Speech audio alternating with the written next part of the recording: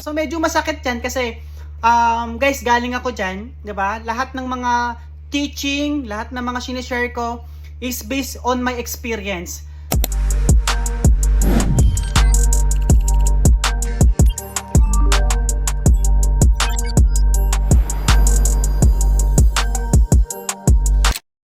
Hi, good morning.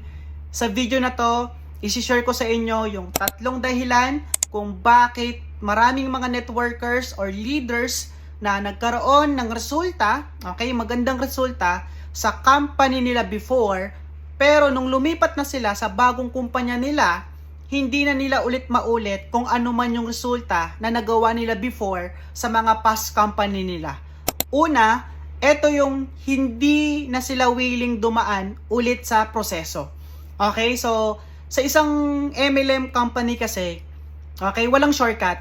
Lahat po tayo, dadaan tayo sa proseso. Okay, so a lot of networkers na nagkaroon ng resulta, hindi na sila willing dumaan dun sa proseso gaya ng mapupuyat sila, 'di ba? Kakausap sila ng maraming mga prospects. Yung iba naman, dadaan sila sa ilang buwan or ilang taon bago sila ulit makapag-build ng momentum. Guys, parang ano yan parang bundok.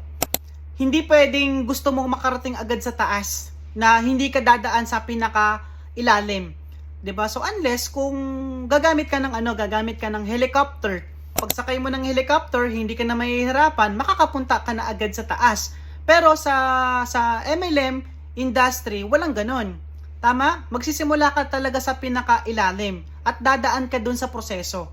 At yung pinaka-ilalim, pinaka-gitna, yun yung struggle, pinaka-mahirap na proseso bago makarating sa pinaka-taas. So same sa mga networkers na nagkaroon ng resulta before, hindi na po sila willing dumaan sa pinaka-ilalim. Okay? Hindi na po sila willing dumaan ulit dun sa proseso. Okay? Para makarating sa pinaka-dulo. So, yun yung pinaka-struggle part o pinaka-problema bakit hindi makapag-build ulit ng momentum yung networker na nagkaroon ng resulta. Pangalawa, ito yung tinatawag ko na nakachamba lang. Okay? Kasi guys, naniniwala ako, ang isang networker na hinog, okay, na dumaan talaga sa tamang proseso at na-develop niya ng maayos yung attitude niya, okay, naniniwala ako na kapag yan nagsimula ulit, as long as willing siyang dumaan dun sa proseso, kaya niya ulit umulit. Okay, so a lot of networkers kaya hindi na makaulit ng resulta kasi nakachamba lang talaga. 'Di ba? Yung tipong nabigyan ng spillover sa left and right. Okay, natulungan ng coach niya na nabigyan ng mga right people. Tapos yung mga right people na yon, nagtrabaho, nagsipag. At yun ang reason bakit sila nagkaroon ng resulta. Tama ba? At nakakalungkot, yung mga networkers na nakachamba lang, kung sino pa yung nakachamba, sila pa yung mga mahilig sa offer. So guys, be aware sa networkers na ganito na isi-share ko sa video na to. Okay? Yung mga networkers na yon, sila yung mga nakachamba na mostly mahilig sa offer. Okay, yung hihingi ng ganito, hihingi ng ganitong support, 'di ba? Bago ako mag-join sa iyo, kailangan i-provide mo muna 'to, ibigay mo muna sa akin 'to. Guys, kapag gaganyan yung networker, believe me, matakot ka na. Bakit? Kasi kung talagang magaling 'yan, kahit walang offer, okay, kahit hindi humingi yan ng kahit ano, kaya niyang kunin yon sa pagbibuild ng network. Maraming mga ganyang na networker guys na after nilang makuha yung offer, okay, yung hiningi nila doon sa kumpanya or doon sa coach, kung sino man yung nakausap nila, after nilang makuha yon, gagawa na sila ng issue. 'Di ba? Keso ganito, keso ganyan. Tapos ang gagawin nila, lilipat ulit ng kumpanya. 'Di ba? Sila yung mga. So wala naman masama kung lilipat ka ng kumpanya pag tama yung intention mo. Pero mostly sa mga networker na nagpapa-offer, guys, nakakatakot yan kasi based on my experience. Since hindi na nga makaulit kasi nakachamba lang kung ano-ano yung hinihingi nila. Okay, tandaan nyo to.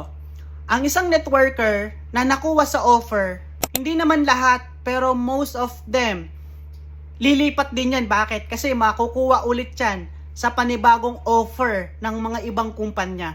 Kung talagang magaling ka at nakapag-build ka ng tamang character mo at tamang attitude, Kung dumaan ka doon sa organic na tinatawag natin, aayahan mo na yung kumpanya yung magbibigay sa'yo ng offer.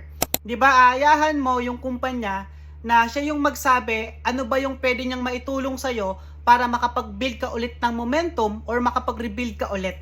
'Di ba? Or makuha mo yung gusto mo doon sa kumpanya kung saan ka sasali. So, yun yung pangalawa na possible nakachamba lang sila. Okay? And pangatlo, ito yung pinaka-last. Ito yung tinatawag ko na ego or pride. So, since nagkaroon siya ng resulta before sa company nila, okay, hindi na siya willing mag-adapt ng bagong culture doon sa kumpanyang sinalihan niya. 'Di ba? Ito yung acne na siya na hindi na siya nakikinig sa mga coach or mentor na nagkaroon ng resulta. So medyo masakit 'yan kasi guys, galing ako diyan, 'di ba? Lahat ng mga teaching, lahat ng mga sinishare ko is based on my experience. 'Di ba? Kaya kung isa kang networker na bumagsak ka, magsisimula ka ulit, tapos bagong culture, bagong coach, bagong mentor yung sasalpakan mo or kung saan ka magjo-join, dapat willing na maging humble down ka. Okay, kailangan tanggapin mo na back to zero ka ulit. Yung mga pinaghirapan mo sa mga previous company mo, wala na yon. 'Di ba? So, kumbaga wala naman wala naman masama doon at hindi naman yun kawalan sa atin.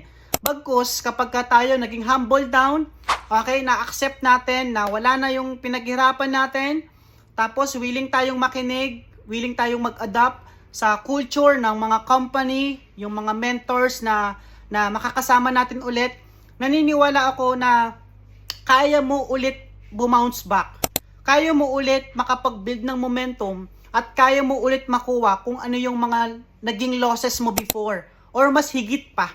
Kaya kung ano man yung narating mo sa mga past company mo, kalimutan mo na yon, i-let go mo na, i-accept mo na magsisimula ka ulit, na back to zero ka. Okay? Kasi naniniwala ako, yung company, yung coaches mo, yung bagong team na sasalihin mo, sila yung tutulong sa'yo, ihila sa'yo paakyat para makapag-build ka ulit ng momentum. Okay? Sila yung tutulong sa'yo para yung nagawa mong resulta sa mga previous company mo, kaya mo ulit-ulitin yon. So, yun lang naman sa video na to. At kung ikaw, napakinggan mo to, natapos mo tong video na to, at isa kang networker or leader na nagkaroon ka ng resulta before, basta i-apply mo tong tatlong advice ko, naniniwala ako na kayang-kaya mong lagpasan kung ano man yung narating mo before. Alright? So, see you again sa next video.